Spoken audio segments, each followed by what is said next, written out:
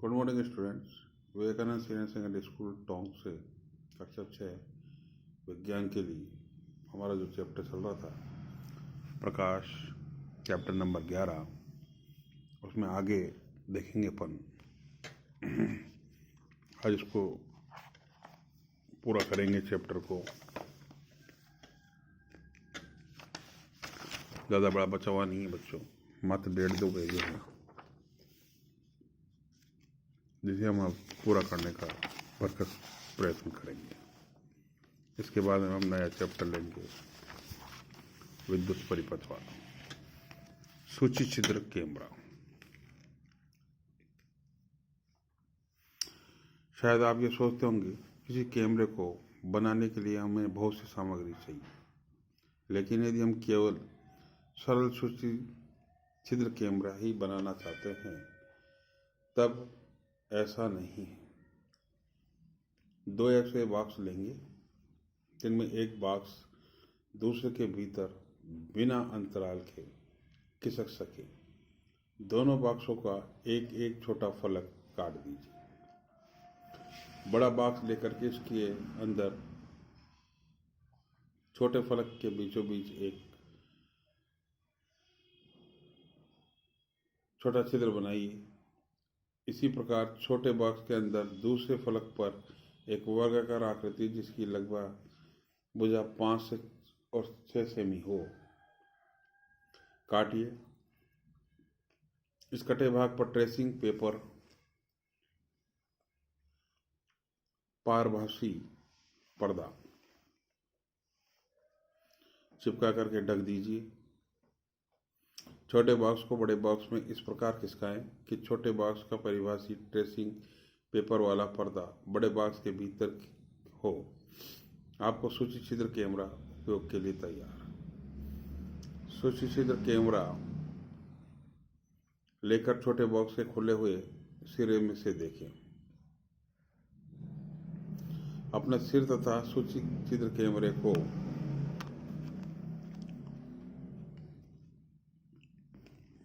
केवल रंग के कपड़े से ढक दीजिए। अब सूची छिद्र कैमरे से दूर की वस्तुएं जैसे पेड़ अथवा इमारतों को देखने का प्रयत्न करें। सुनिश्चित करें कि जिस वस्तु को आप सूची छिद्र कैमरे में देखना चाहते हैं वह सूर्य की तेज धूप में रखी हो। अब छोटे बॉक्स के सूची छिद्र बने बड़े बॉक्स में के आगे पीछे तब तक खिसकाइए जब तक कि दूसरे छोरे पर लगे हुए ट्रेसिंग पेपर पर तस्वीर न मिले। क्या सूची छिद्र कैमरों के प्रतिबिंब अपनी छायाओं से भिन्न है?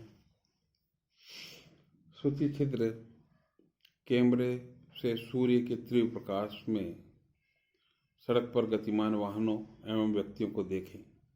क्या कैमरे के द्वारा देखे गए चित्र दूसरी ओर की वस्तुओं के रंगों को दर्शाते हैं?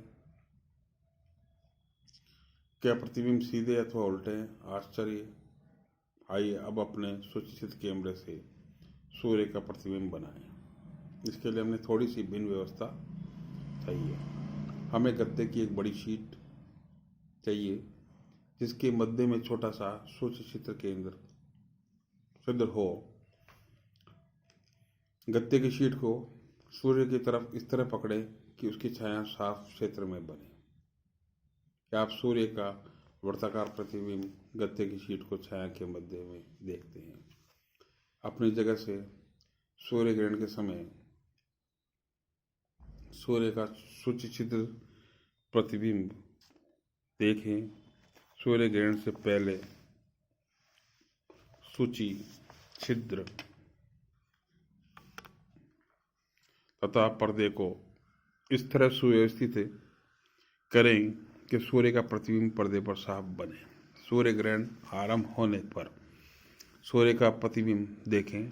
आप अवलोकन करेंगे कि ग्रहण प्रारंभ होने पर सूर्य के प्रतिबिंब का एक भाग धीरे धीरे काला होता है। हमें सूर्य को सीधे कदापि नहीं देखना चाहिए। यह हमारी आंखों के लिए अत्यंत हानिकारक होता है। प्रकृति में भी एक रोचक सूक्ष्म छिद्र केंद्र है। कभी कभी हम ऐसे वृक्ष के नीचे से गुजरते हैं जिसमें ढेरों पत्तियां होती है। तब हमें उस पेड़ के नीचे सूर्य के प्रकाश के धब्बे दिखाई देते हैं।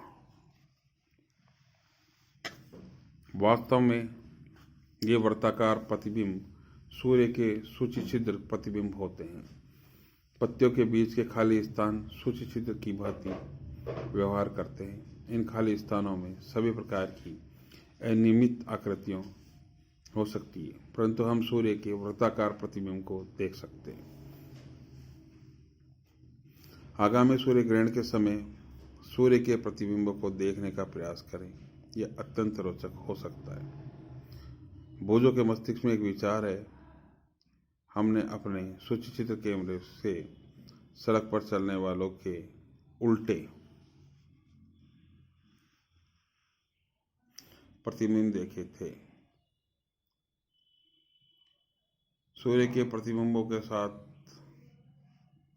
कैसे होते हैं? क्या ये प्रतिबिंब भी हमें उल्टे दिखाई दिए थे? पहले का कुछ अन्य विचार है। निश्चय ही ये सब परिणाम जो हम देख रहे हैं, जैसे छायाओं का बनना, सूक्ष्म छिद्र प्रतिबिंब द्वारा आदि तभी संभव है जब प्रकाश केवल सरल रेखा में गमन करें। सूक्ष्म छिद्र प्रतिबिंब तथा सभी तभी संभव है जब प्रकाश केवल सरल रेखा में गमन करें। एक क्रियाकलाप देखेंगे अपन। आइए, पाइप का एक छोटा टुकड़ा अथवा रबड़ की लंबी नली लें। कमरे में एक तरफ एक मोमबत्ती जला करके मेज के ऊपर रखें। अब कमरे में दूसरी तरफ खड़े होकर पाइप से मोमबत्ती को देखें। 11.71 में क्या मोमबत्ती दिखाई देती है?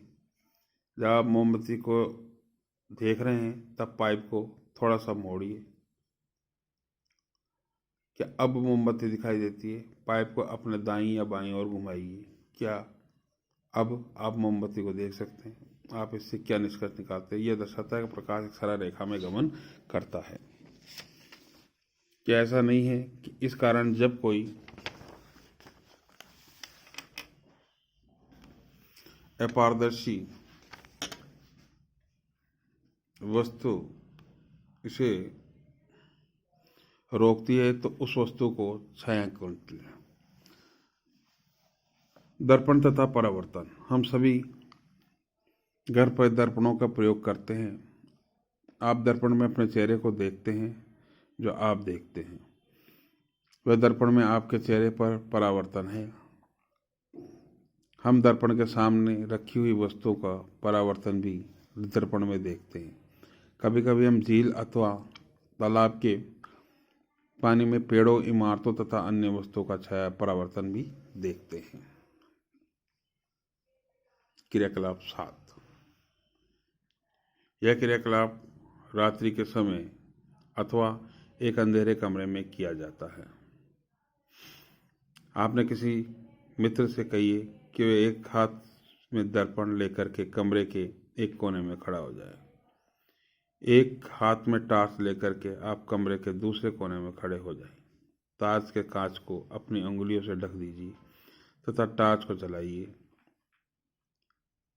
किरण पुंज प्राप्त करने के लिए अपनी उंगलियों के बीच कुछ जगह छोड़िए।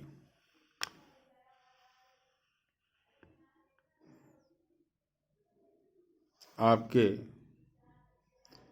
मित्र के द्वारा पकड़े हुए दर्पण पर डालिए। क्या आप दूसरी तरफ प्रकाश का धब्बा देखते हैं? अब टॉर्च की दिशा इस प्रकार समायोजित कीजिए कि प्रकाश का धब्बा कमरे में खड़े किसी दूसरे मित्र के ऊपर पड़े।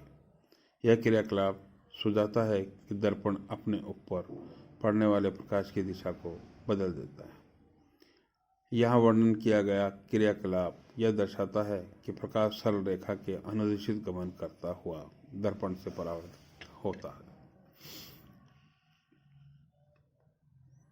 एक बड़ी थर्माकोल की शीट के किनारे पर एक कंघी तथा उसके दूसरे किनारे पर दर्शाए अनुसार एक दर्पण लगाइए। दर्पण तथा कंघी के बीच कागज की गहरी रंगीन शीट बिछाइए।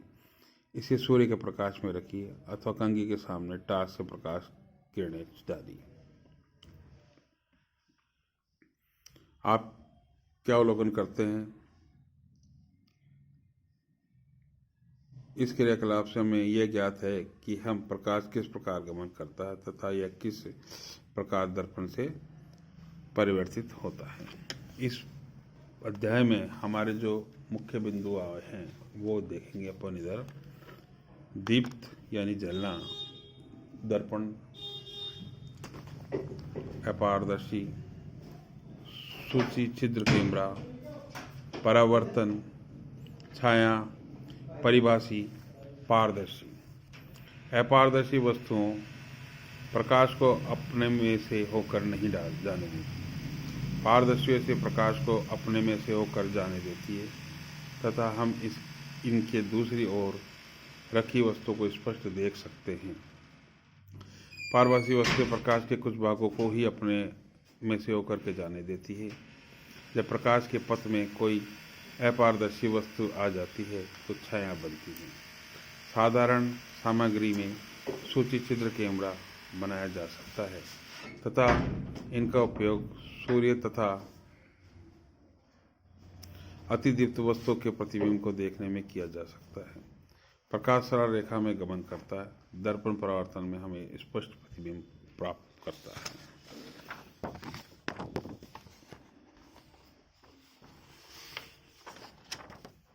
इस प्रकार बच्चों ये हमारा चैप्टर समाप्त हुआ। इसमें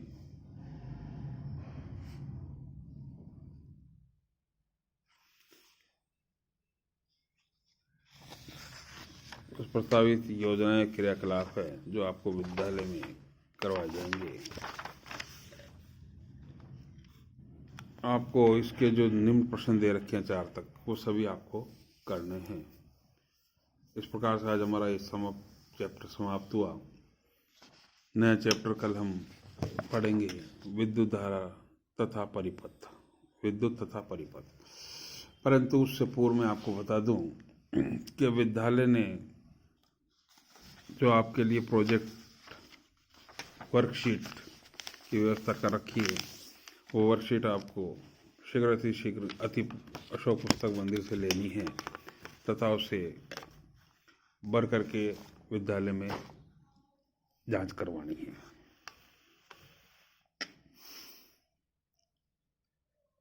सबको लेनी है, सबके लिए आवश्यक है, इसलिए आपको ये वर्कबुक शीट खरीदनी है और इसे फिलअप करके जमा करानी है। कल हम फिर मिलेंगे, तब तक के लिए बाय, गुड बाय बच्चों।